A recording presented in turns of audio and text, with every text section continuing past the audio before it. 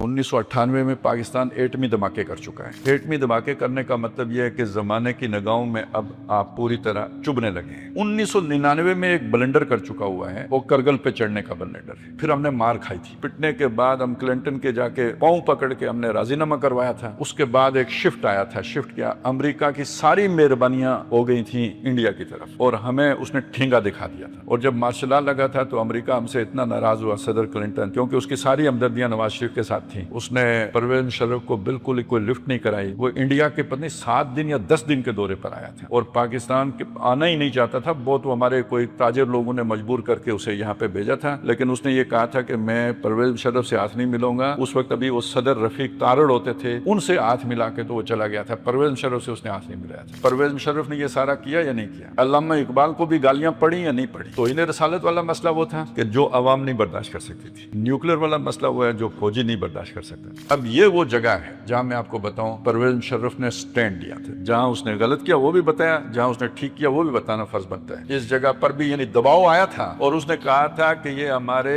रिफाई इदारे, पूरी दुनिया में इससे बराबर मुफ्त तालीम कहीं नहीं दी जाती जो इन इदारों के अंदर दी जाए। ये यतीमों को पालते हैं। उसने यूं करके तो उसको एक ट्विस्ट दिया था। वजह क्या थी? इधर अल्लाह ने एक जरूरत बना थी, मौलाना फजलुर रहमान। वो सारा मुट्ठी में किसके था? मौलाना फजलुर रहमान के। उस मौके पे एक शानदार हिकमत अमली के साथ उन्होंने मदारिस को बचा लिया। इमरान खान के दौर में जब ये 2019 में कश्मीर वाला मसला हुआ, सारे लोग बाजवे और इमरान के जिम्मे लगा रहे हैं। मैं कहता हूँ ये परवेज मुशर्रफ बेच के गया था, इन्होंने अमल दरामद किया है। अगली बात ये हुई है कि बाजवे ने कह दिया था कि जी हमारे टैंकों में तेल ही नहीं। इसका क्या मतलब है? हम जंग नहीं लड़ सकते। जंग नहीं लड़ सकते तो मोदी ने क्या करना था? न्यू नॉर्मल करना था, वो जो 9 मई को करने के लिए आया था। और ये जो जहाज गिराया भी था ना, पहला अभिनंदन वाला जो जहाज गिराया था, ये स्ट्रेटेजी में नहीं था, ये एयरफोर्स ने गैरत खा के गिरा दिया था, इसीलिए फौरन पकड़ के हवाले कर दिया था। इमरान खान का बयान ऑन द रिकॉर्ड मौजूद है कि अगर मसला कश्मीर हल हो जाता है तो हमें एटम बम रखने की जरूरत ही नहीं। अगली बात की भी तैयारी है। बाजवे की क्या तैयारी थी कि जी तजारत खोलो। तय कराया था बाजवा, मोदी ने दौरा करना है पाकिस्तान का, कोयटा जाना है और वहां कोई मंदिर है, बहुत पुराना मंदिर है, उस मंदिर का उसने इफ्तिताह करना था। पता है क्या हुआ? ये जो तजारत वाली समरी थी ना, इमरान खान वजीर तजारत भी था और वजीर आजम भी था। वजीर तजारत के तौर पर इसकी टेबल पे आई है, इसने अप्रूव कर दी है। जब प्राइम मिनिस्टर के तौर पे आई है, पता नहीं क्या मूड बना है, तो इसने रिजेक्ट कर दी। 20